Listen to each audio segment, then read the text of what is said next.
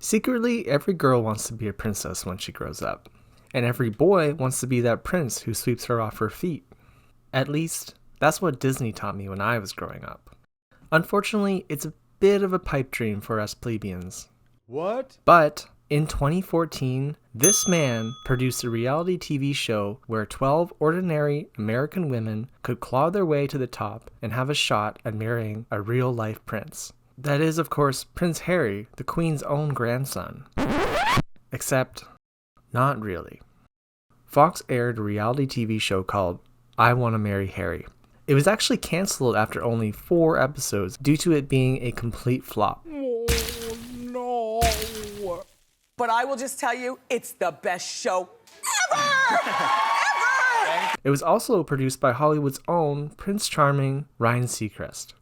And you know it's going to be an A+, 10 out of 10 quality show when you look at Ryan's previous productions. Man, this guy really loves the Kardashians. I don't know about you guys, but this show flew completely under my radar, and I only heard about it recently. Basically how the show works is they flew 12 American women to this fancy-ass estate in England, and they all have to fight amongst themselves for Prince Harry's love in a bachelorette-style show. Oh, and he's also looking for love, but he has to do it as Prince Harry. But the goal is for them to like me for who I am.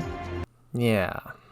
The premise for the show is actually a cookie cut of another Fox show called Joe Millionaire, where women think they're fighting for some rich and famous guy, but he's actually just some average dude.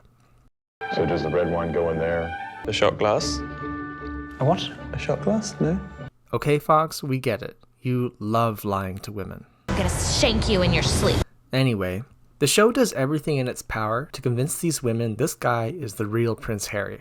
The estate they stay at is equipped with maids, chefs, servants, and there's even a butler guy named Kingsley. Sir has arranged some presents for you. And of course, there's Prince Harry. The contestants don't actually know he's not Prince Harry. They've just been told he's a man of wealth and fame. And he just so happens to look a lot like the world's most eligible prince. Prince Harry. Does he though? A 99% match is a bit of a stretch. Don't you think, Ryan? Now, let's get into the nitty-gritty of the train wreck that was I Want to Marry Harry. Warning, I will be spoiling the entire show in this video. I know this show was on everyone's watch list, so if you don't want to be spoiled, you should probably turn the video off now. All good? Okay, let's get going. I want to get this party started by talking about ya boy, Prince Harry, aka Matt Hicks of London. The show makes it abundantly clear that this man is not anything close to royalty. This is Matt Hicks. I'm 23 and I'm looking for love. He's single, poor, I can't afford a car at the minute, so I'm currently borrowing a friend's bike to cycle to work each day. I know you live in a fairy tale world, Ryan, but in the real world, a lot of people don't own cars. And I mean, who wouldn't take a free bike?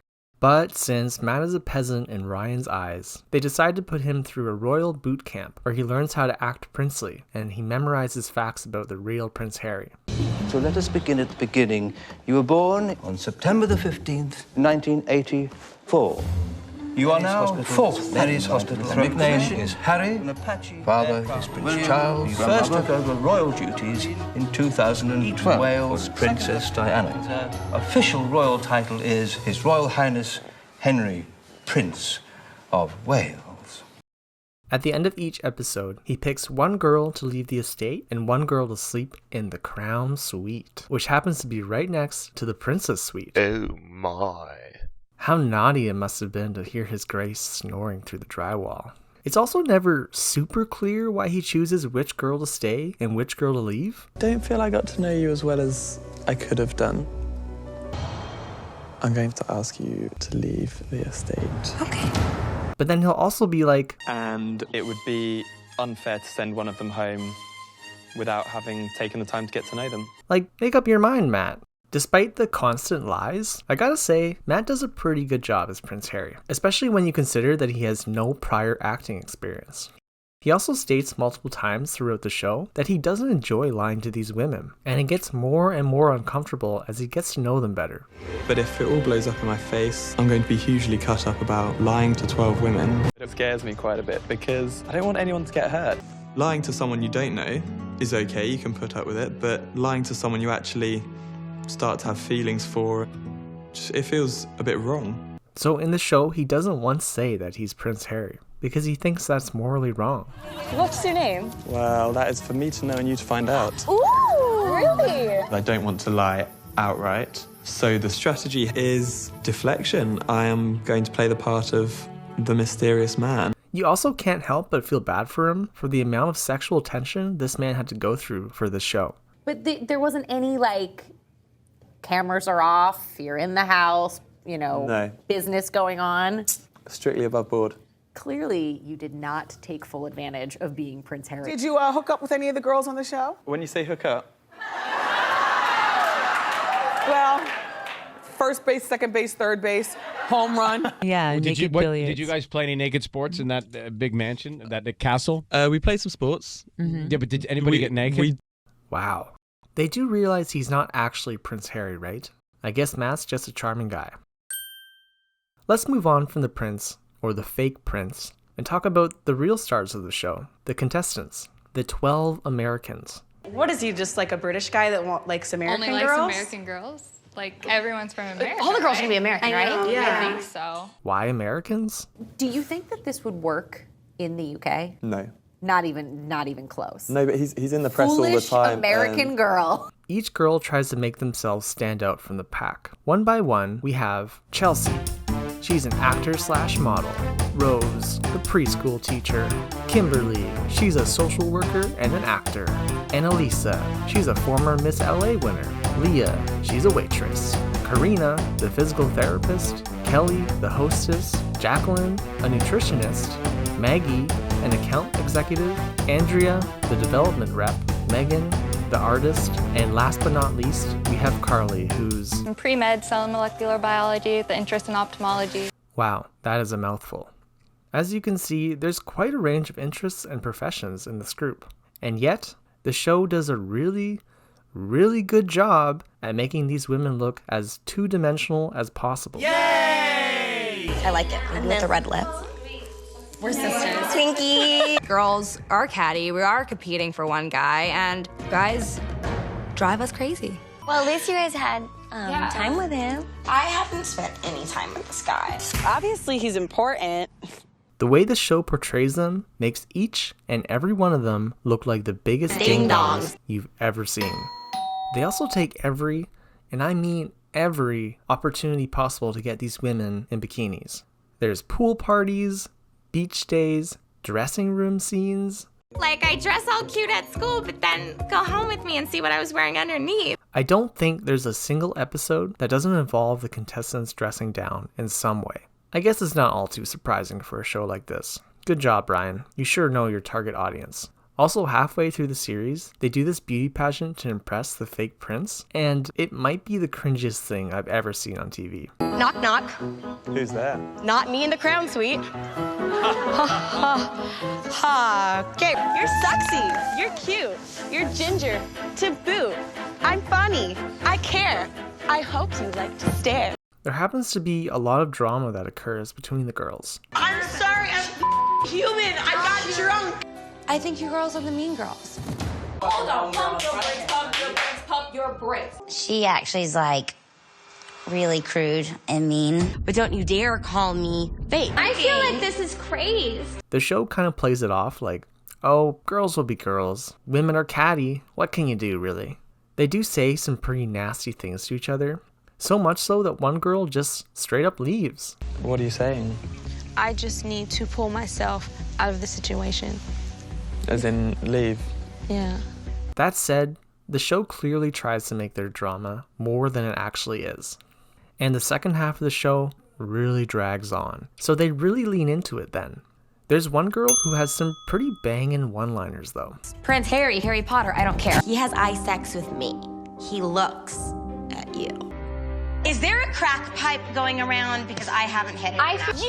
Your head is launched so far up your ass. I could eat alphabet soup and something out that made more sense than what you're saying right now. What's weird about her, though, is her name is Meghan, which is the same name as the real Prince Harry's now wife. And it's spelled exactly the same, too. She also made it pretty far in the show, so for a while there I was like, damn, Ryan predicted the future.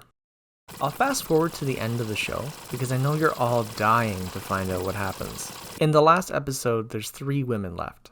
There's Kelly, who's 100% convinced that Matt is Prince Harry. I've seen this amazing man in front of me, and it's all I want. And so it's hard to think that I would get back on a plane and go back. There's Karina, and she's been the one who's been fooling around with Matt the most. Honestly, we're like barely looking at the scenery because we're looking at each other the whole time.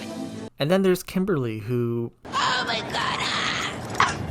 Oh my God! In the end, Matt picks Kimberly because... Compared to the other girls, I've had to work hard to get to know this girl.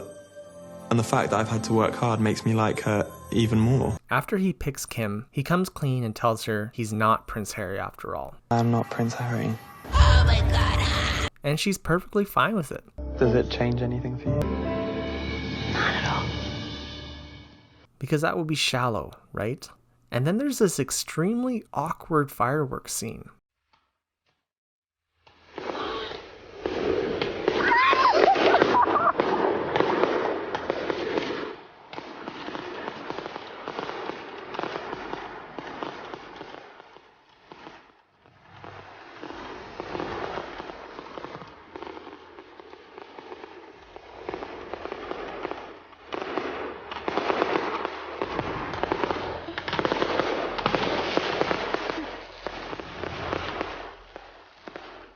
I guess they didn't want to put music in the scene for dramatic effect, but it just feels really off. Afterwards, they learn that they're each getting $125,000 straight from Ryan's teats, and then they ride off on a tandem bicycle together. It's one of the hardest things to find a real connection with someone. So if I won anything, I won that. And that's it. That's the show, folks. Apparently, Matt and Kim went on a few dates together after the show aired, but eventually they went their separate ways and returned to their own lives, thus ending the fairy tale.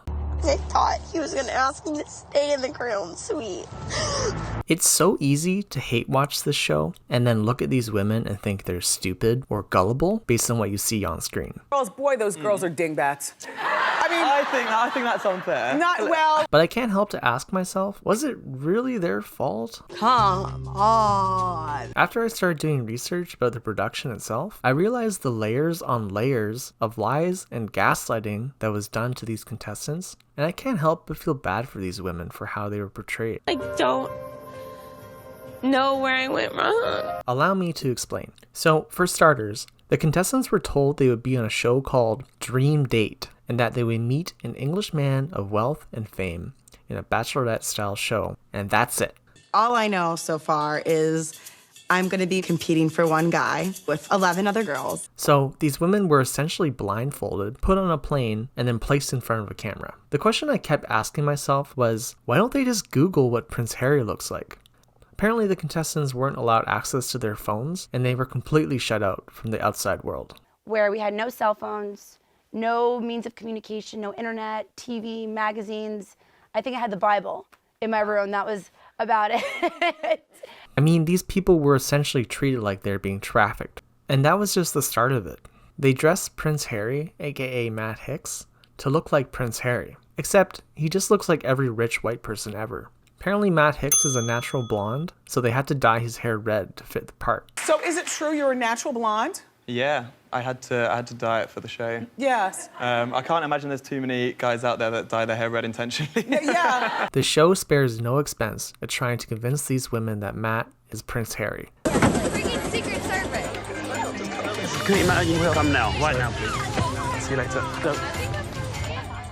To further the royal ruse, there's one more surprise on this special date.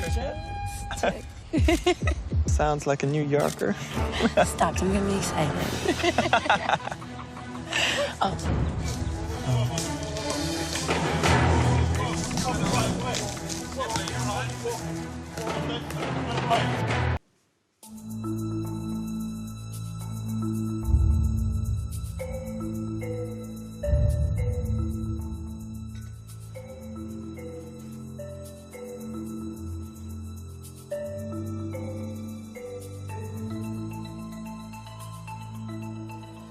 Excuse me, sir.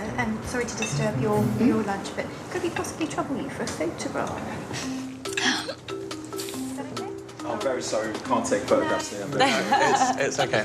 You sure? Yeah, we'll do it. Up ahead, some planted Prince Harry fans are standing by. It really is like a dream. No.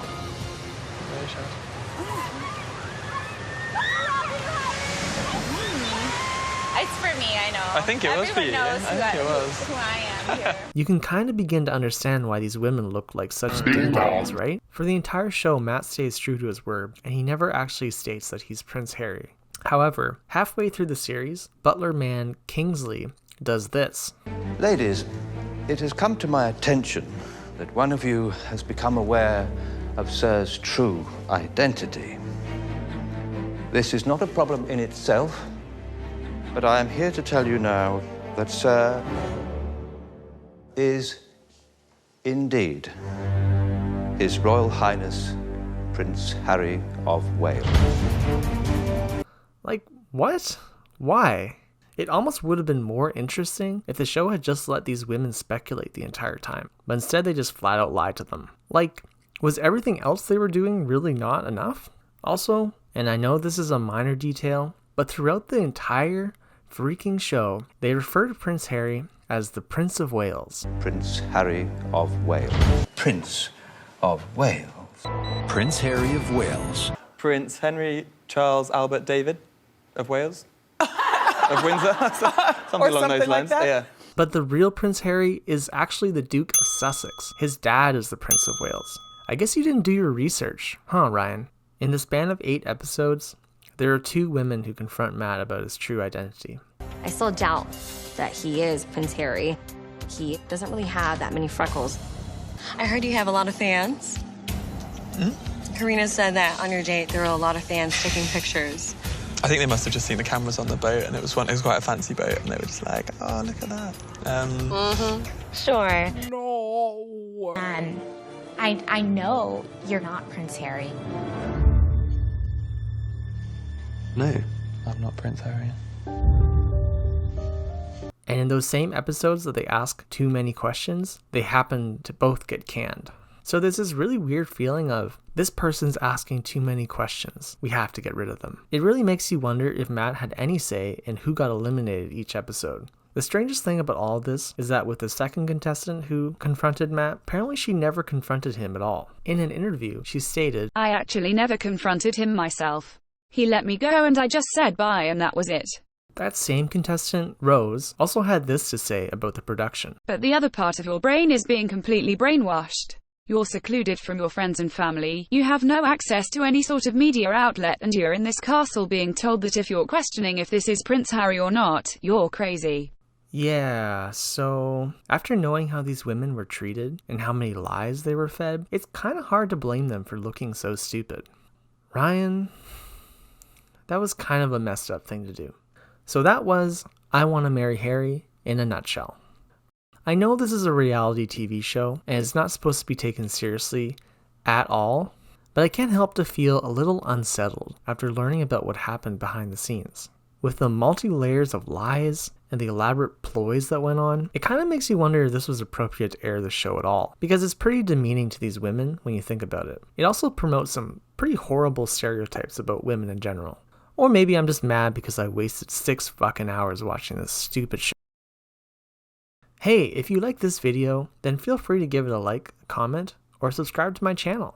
I'm going to be pumping out content like Ryan pumps out reality TV shows about the Kardashians. So stay tuned for more videos. That's all for now. Bye.